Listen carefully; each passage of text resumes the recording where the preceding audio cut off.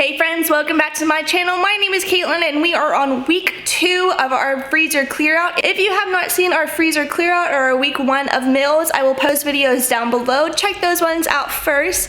But we are headed to the store right now to pick up the few ingredients that I'm going to need this week. I do have to pick up fruit for Blair and more diapers, Monsters for Shell and I, and Dr. Pepper's, and a few of our necessities, if you will say. And yeah, so they are already in the car, they're waiting on me, so come along with us and let's get cooking. And we are just starting off with some Stonefire Nan pizzas. If you missed my Sunday video, go check that out. I made 3 pizzas using bagged chicken tenders.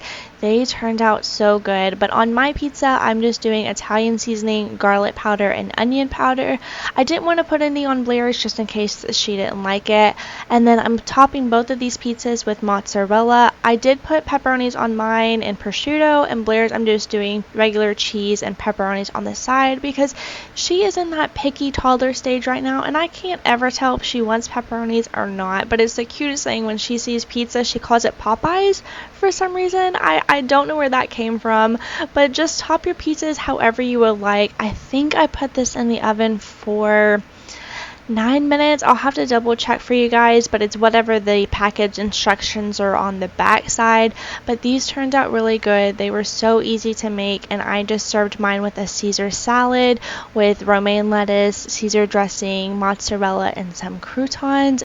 I just finished my pizza off with a little bit of goat cheese so I can finish that off. Have my Caesar salad here. It looks a lot bigger than it is because I put it in this massive bowl, but I just like to have space whenever I have my salads. So that is our dinner for tonight. Night number 2, we are doing enchiladas with our own enchilada sauce, but we're going to start with 3 tablespoons of flour and then 2 tablespoons of chili powder, half a teaspoon of garlic powder, half a teaspoon of onion powder, 1/2 teaspoon of cumin, to which I spilt everywhere, and 1 pinch of cinnamon. Pour this into a pot that already has 3 tablespoons of olive oil. I just put this on a low heat and then kind of got it to the consistency of sand. Add in 2 tablespoons of tomato paste and then 1/3 teaspoon of honey. I didn't measure my honey, you'll be fine. Now this does make about 14 ounces, so that's what the recipe says. I only made 4 enchiladas this night, so I did have a lot left over. You're going to slowly add in 2 cups of chicken broth.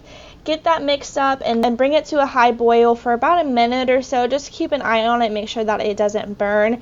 Take it off the heat and finish it off with 1 teaspoon of apple cider vinegar. But for our enchiladas, I'm just doing basic bean, cheese, jalapeno.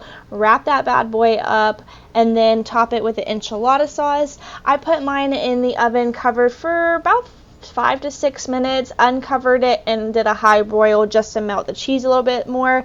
I definitely could have gone longer. These weren't like crunchy or anything, but they turned out really good, and I would definitely make this enchilada sauce again.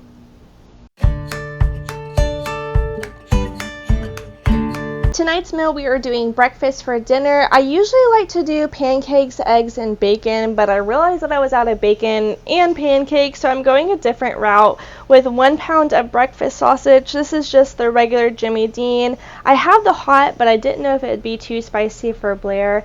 I'm going to be cooking up 5 eggs with a little bit of milk and whisking that together. Now, I didn't add any salt and pepper yet because I saw a video of Gordon Ramsay saying to not add salt yet because it can change the texture, to add your salt once it's done cooking.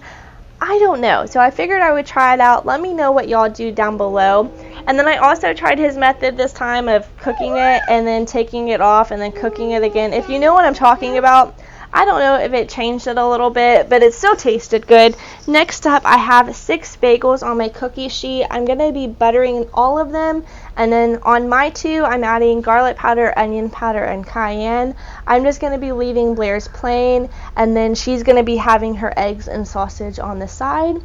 Now with my bagel, I'm going to be adding cheese to the top and the bottom, doing eggs and sausage on one side, and then I put these in the oven at 350 for about 5 minutes or so, just to make sure that our cheese is melted and our bagels are nice and toasted.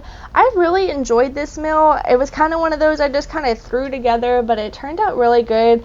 I added a little bit of spicy guacamole to mine. I would definitely make this one again, but I wanted to leave this part in to see the struggle of taking this off the cookie sheet. When you make these, definitely use a spatula because trying to use your fork is a little hard. But let's move along to night number 4. Tonight's dinner is brought to you by Nothing Really Sounds Good, and I don't know what to cook, so we're doing spaghetti. I have a little bit of spaghetti left here. Have this already opened box of macaroni. It's actually 2 boxes that I put together, so I'm just gonna use a little bit of this. Some ragu pasta sauce. I actually got this at Kroger like 2 weeks ago for $1, and some garlic bread, and that's dinner for tonight.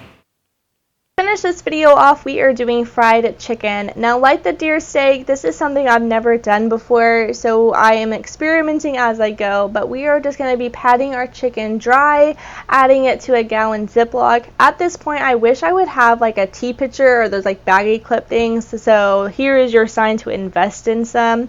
Once you get all your chicken in, we are going to be adding a 1/2 cup of pickle juice, a little bit of water. I think I did like a 1/2 cup, and then 1.5 cups of buttermilk. Mix this all together. Now I do go back in with another 1/2 cup of buttermilk just because I felt like the bag wasn't full enough.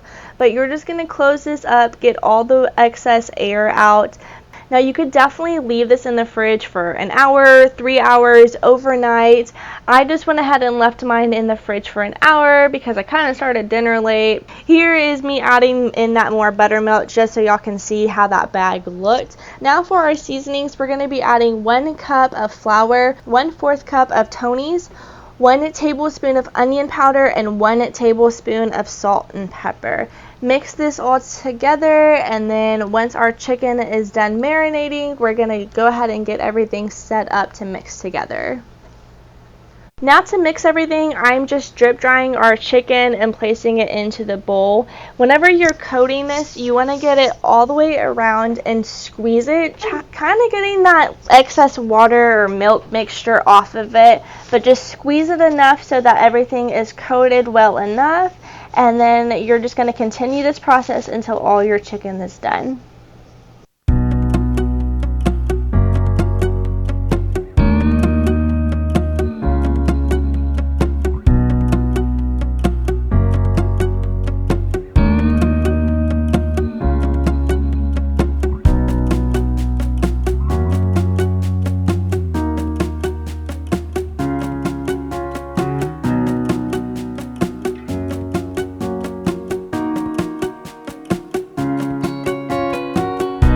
Now here is your reminder again to be very careful because as you see, apparently I wasn't. I could have started a fire very easily.